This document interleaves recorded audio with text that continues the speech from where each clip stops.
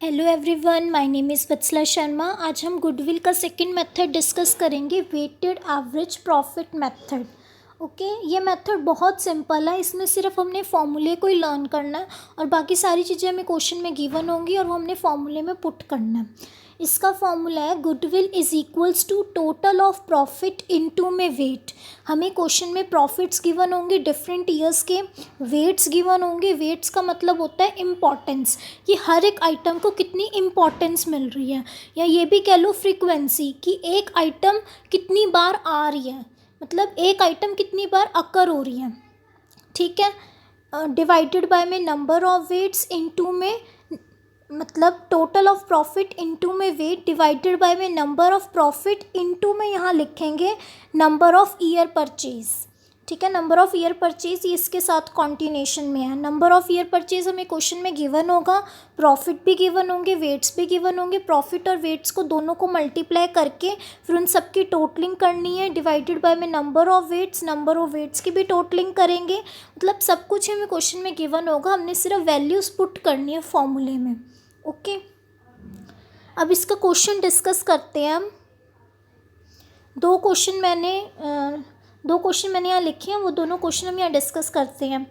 First question है, preceding 5 year profit on the base of 3 year purchase, कि हमने पिछले 5 सालों के प्रॉफिट्स लेने हैं on the base of 3 year purchase. हमें क्वेश्चन में गिवन है कि हमने 3 ईयर परचेज के बेसिस पर वैल्यूएशन करनी है और कैलकुलेट करने हैं वैल्यू ऑफ गुडविल। अब यहाँ क्वेश्चन में वेट्स नहीं गिवन, वैसे तो वेट्स गिवन है क्वेश्चन में, मैंने लिखे नहीं है। वेट्स हमें यहाँ गिवन है 1 2 3 4 5, मतलब वेट्स का मतलब फ्रीक्वेंसी, की एक आइटम कितनी बार, एक वही सेम आइटम कितनी बार रिपीट हो रही है, कितनी बार वो अकर हो रही है।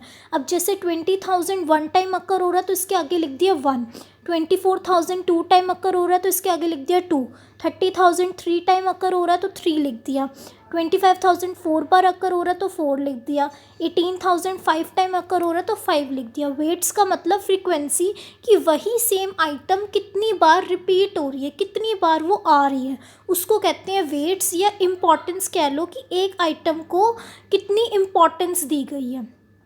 तो वही प्रॉफिट इनटू में वेट किया, मतलब इन दोनों को आपस में मल्टीप्लाई करेंगे।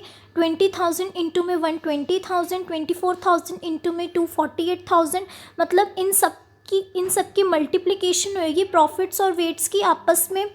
फिर जो आंसर आएंगे इन सब की टोटलिंग होएगी। टोटल ऑफ प्रॉफिट इनटू में वेट था फॉर्मूले में, तो क्या आया हमारा टोटल ऑफ प्रॉफिट इनटू में वेट 348,000, डिवाइडेड बाय में नंबर ऑफ वेट्स हमारे कितने हैं टोटल 15, तो डिवाइडेड बाय में 15।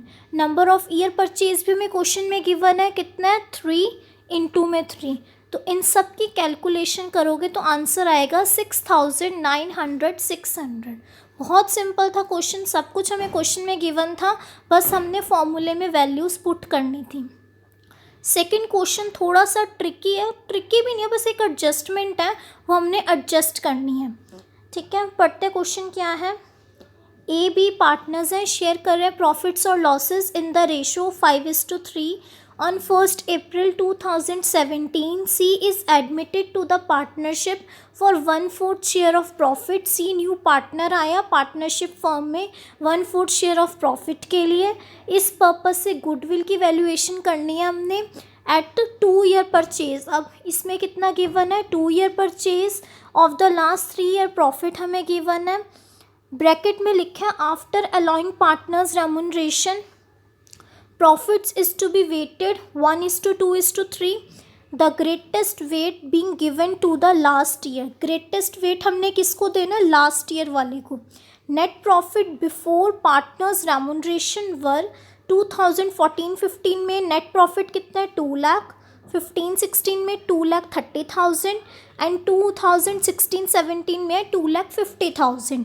अब हमें, आपको याद होगा जब हम प्रॉफिट और लॉस अप्रोप्रिएशन अकाउंट बनाते हैं, हम सबसे पहले जो भी पार्टनर्स को देना होता है वो सब देते हैं। पार्टनर की पॉइंट ऑफ व्यू से बनता है कि पार्टनर को सैलरी देते हैं, कमीशन देते हैं, इंटरेस्ट ऑन कैपिटल, या कोई भी उनका शेयर ऑफ प्रॉफिट ये सब देते हैं, उसके बाद हम नेट प्रॉफिट या नेट लॉस जो भी निकलता है उसके बाद हमारा नेट प्रॉफिट निकलता है। मतलब पहले पार्टनर्स को जो भी देना होता है वो देते हैं, उसके बाद हमारा नेट प्रॉफिट निकलता है। लेकिन यहाँ पे क्या बोला कि हमें नेट प्रॉफिट गिवन है बिना पार्टनर को रेम्यूनरेशन दिए। बिफोर का मतलब तो यही है कि पार्टनर को रेम्यूनरेशन नहीं दी है, तो पार्टनर को रेम्यूनरेशन दे देंगे, क्योंकि नेट प्रॉफिट तो तभी निकलेगा जब हम पार्टनर्स के सारे ड्यूज पूरे कर देंगे। तो जब हमने पार्टनर रेम्यूनरेशन नहीं दिया तो पहले पार्टनर रेम्यूनरेशन प्रॉफिट में से लेस होएगी। और रेम्यूनरेशन है कितनी पार्टनर्स की? 90,000 पर एनम। तो हर ईयर ऑफ प्रॉफिट में से सबसे पहले रेम्यूनरेशन जो है पार्टनर्स को लेस करेंगे हम, मतलब रेम्यूनरेशन जो है पार्टनर्स को दी जाएगी। तो 2 लाख में से पहले 90,000 लेस होएगा, फिर 2,30,000 में से 90,000 लेस होएगा, फिर 2,50,000 में 90,000 लेस होएगा। फिर जो भी अमाउंट आएगी उनको वेट्स के साथ मल्टीप्लाई करेंगे, फिर उन सब की टोटलिंग होएगी। मतलब प्रॉफिट इनटू में वेट कि जो हमने मल्टीप्लाई किए इन दोनों को, उन सब की टोटलिंग होएगी। फिर उसके बाद नंबर ऑफ़ वेट्स जो भी होंगे उनकी टोटलिंग होएगी, इनटू में नंबर ऑफ़ ईयर परचेज कितने हैं 2, और इनटू में 2 कर देंगे। यहाँ मैंने करके दिखाया है। प्रॉफिट्स हमें ये गिवन थे, इसमें सबसे पहले 90,000 जो पार्टनर को रेम्यूनरेशन देनी बनती है वो देंगे पहले। मतलब जो एडजस्टमेंट क्वेश्चन में गिवन है वो एडजस्टमेंट पहले, मतलब इस क्वेश्चन में बस यही था ना कि पार्टनर को रेम्यूनरेशन नहीं दी है, वो अब दे देंगे, ये एडजस्ट करना है। अगर कोई एडजस्टमेंट दे रखी होगी तो पहले उसे एडजस्ट करेंगे, फिर बाद में हमारा आंसर निकलेगा। तो 2 लाख में से 90,000 गए, 1,10,000, ऐसे इन दोनों को लेस किया तो ये आंसर आ गया। वेट्स क्या बोले थे कि हमने लास्ट ईयर वाले को हाईएस्ट वेट देना है, ये लिखा है ना, greatest weight being given to the last year. तो लास्ट ईयर हमारा कौन सा है? 2,50,000, तो 2,50,000 को हम 3 देंगे वेट, क्योंकि उन्होंने बोला लास्ट ईयर वाले को अपने ज़्यादा वेट देना है। ठीक है, फिर प्रॉफिट्स इनटू में वेट, इन दोनों की आपस में मल्टीप्लिकेशन करेंगे, फिर इनका टोटल करेंगे, 8,70,000 आ गया।